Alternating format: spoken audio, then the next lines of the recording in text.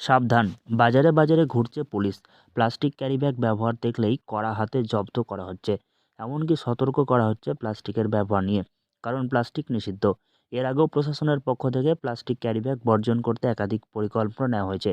মাঝে মধ্যে এখনও বিভিন্ন বাজারে পুলিশি অভিযান চালানো হয়, কিন্তু তারপরেও দেখা যায় বিভিন্ন বাজারে ব্যবসায়ীরা প্লাস্টিকের ক্যারিব্যাগ ব্যবহার করছেন। তাই এবার প্লাস্টিকের ক্যারিব্যাগ ব্যবহার বন্ধ করতে উদ্যোগ নিল মালদার হবিবপুর ব্লক প্রশাসন ও পুলিশ। আজকে আমাদের মালদা জেলা প্রশাসন এবং আমাদের হবিবপুর থানার প্রশাসন প্লাস বুলবুলচন্ডী অঞ্চল আমাদের প্রত্যেক প্রধান নেতৃত্ব বা মেম্বারদেরকে নিয়ে যে অ্যাওয়ারনেস ক্যাম্পটা হলো প্লাস্টিক বর্জনের, তাতে আমরা খুব উৎসাহিত। আমরা চাইবো দোকানদারদেরকে বলা হয়েছে প্লাস্টিক যাতে ব্যবহার না করেন, কেন কি এটাতে যে কেমিক্যালটা থাকে তাতে মানুষের প্রচুর ক্ষতি।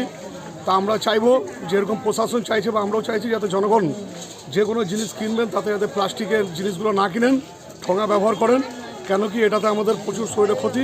আমরা চাইবো প্রত্যেক জনগণ যাতে এটাতে সচেতন হয়ে সবাই প্লাস্টিককে বর্জন করে, এটাই আমাদের প্রত্যেক জনগণের কাছে অনুরোধ থাকছে।